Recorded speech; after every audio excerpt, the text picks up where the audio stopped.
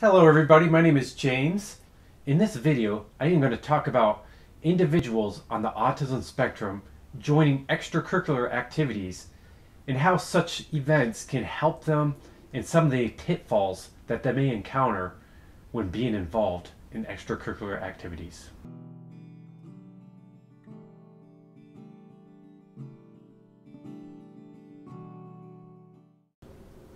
Well, I have a lot to share when it comes to being involved in extracurricular activities, as I have been involved in many when I was in school and in the past.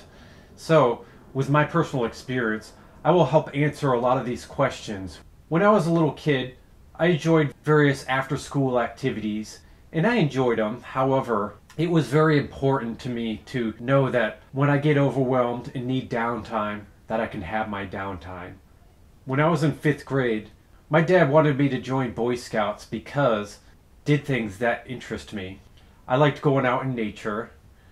I loved traveling. I loved science. And they did a lot of stuff like that. And best of all, which was actually kind of a coincidence, they were also studying electricity at the time when my dad wanted me to join, which was something that was right up my alley.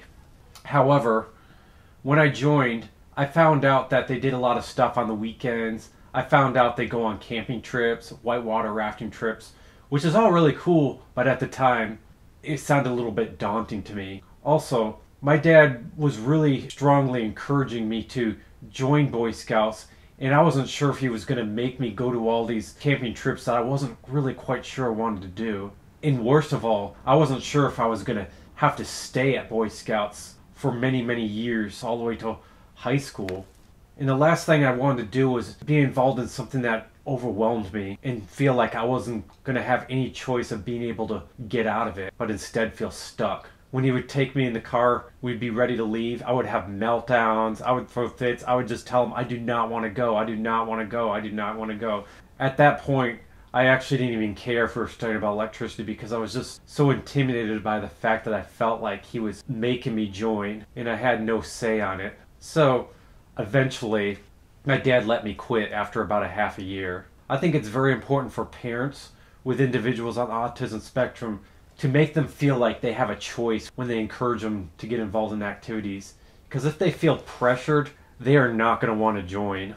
You have to leave it for them to decide, and if they feel overwhelmed, give them the option to not go to a practice or try something different. Don't try to encourage them in a way that they'll mistakenly feel like they're being pressured. Well, my dad knew that, and he knew on future activities to make it important that he's leaving it as a choice, just an encouragement and a choice for me to decide. That's exactly what he did when I decided to join the rowing team when I got into high school. When I joined rowing, the rowing team consisted of practices and work that I would have considered 100 times more intimidating than camping at Boy Scouts. The practices we did at rowing were extremely tough. We had to lift weights every day. We had to run about 3 miles every day, even on the weekends. We practiced rowing on the boats out in the water as much as we possibly could, and it was a lot of work. Not to mention, when we practiced, we had to practice twice a day, and I had to get up at 5 in the morning. However, I ended up joining though because the simple fact that my dad made me feel like it was a choice and that I could stop if I wanted to. That was really important.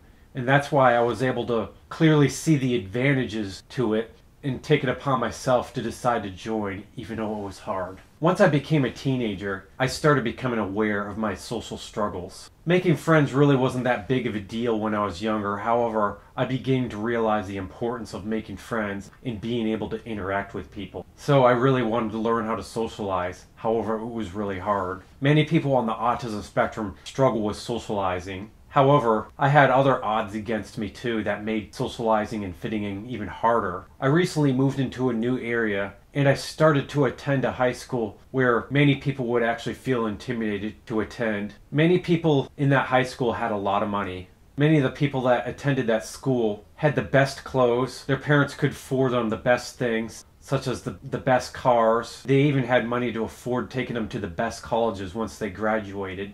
They were not only good socially, but academically too. So it was easier to be judged if I did something that they thought was weird. So you can see that was really tough for me. So with that said, I felt like joining the rowing team would be an excellent opportunity to learn my social skills. At rowing, with all the practices I mentioned, all the regattas I went to where we raced the boats provided a lot of opportunity to learn my social skills.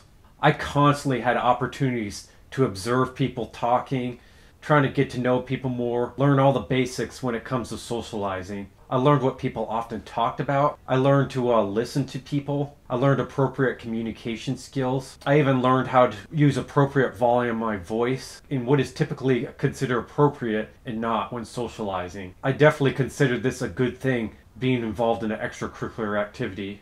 I also benefited from being more fit and having good exercise, which gave me energy too. I also got to travel, which I enjoyed too. So I could say a lot of people that join extracurricular activities can benefit from experiencing new things, which I sure did and I'm grateful for.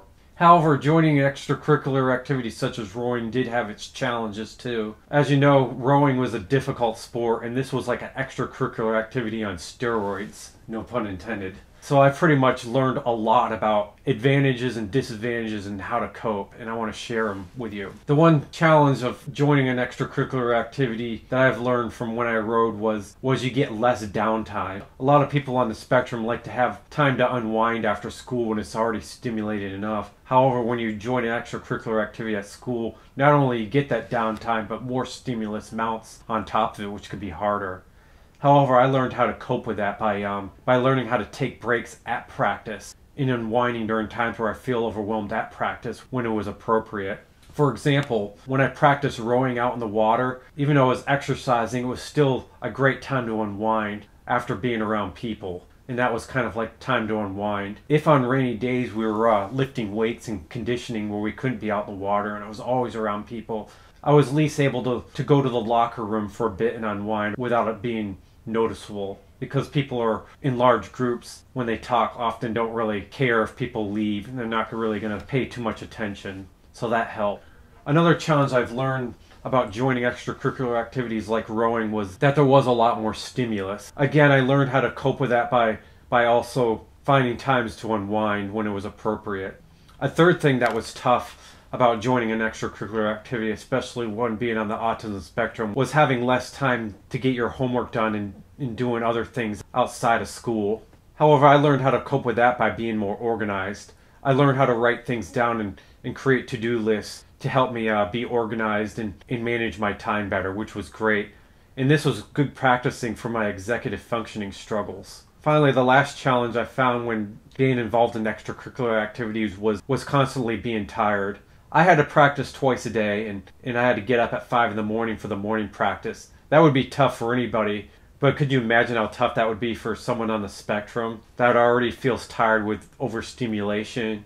That was definitely hard for me, but I've learned some techniques on how to cope with that too. Again, time management really helped on that. I learned to go to bed earlier, and I learned to take naps during times where I didn't have anything else to do, like wait for my ride to pick me up. Other times I learned how to meditate, which would help rest my mind a little bit during the day. I'm really happy to say that learning to cope with these things was a huge improvement in my life, and I'm really happy about. In addition to that, I'm really happy I improved my social skills from joining the rowing team. That was a really awesome thing. I'm glad I learned some basic do's and don'ts about socializing. However, there was a couple of disappointments about being involved in that extracurricular activity though too. And one main thing was I was often afraid to be myself when I was around people. The type of people that I was around, I wasn't sure if they were going to accept me if I completely was myself. I think it's really important to be yourself and then make friends that will like you for who they are. I, however, wasn't sure if the people on the rowing team would like me for who I was. So I ended up learning to be like them and conforming to what I felt they liked. I now look back at that and feel kind of unfulfilled. I feel like people did like me, which was great. However, I feel like they didn't like me for who I was. I only got bullied on occasions, but I was afraid that if I was myself, they would think I was different. They would think I was like an alien and start bullying me more, and it would crush my self-esteem even more, and I was kind of afraid. But now when I look back, I wish I was myself, because if the people liked me for who I was, then they would actually like me for who I was, not because they liked me for someone who I wasn't. So I think that's really important with people on the autism spectrum is to learn to be themselves and attract to people that will like them for who they are. However, when I rode, I feel like that was a great extracurricular activity, and I think Boy Scouts would have been a great extracurricular activity too. However, it's very important that if you're a parent of someone on the autism spectrum is to not make them feel like they're forcing them to join something. Make sure you're leaving the choice for them and just encourage it. That's all, nothing more. Or else they may end up missing a really great opportunity like I could have when I was rowing, which did benefit me in a lot of different ways. And I even won 15 medals from the rowing regattas that I went to and enjoyed traveling. And a lot of really interesting people that are now really successful now know me, and that was great. And that would not have happened if I didn't join an extracurricular activity. So in summary, there are advantages. However, there will be challenges. However, it is important to learn how to cope with the various challenges. And if it isn't something you can cope with, then best to try to look for a different extracurricular activity that you can cope with the challenges that also have similar benefits. Well, I hope this video was helpful, and thank you for watching.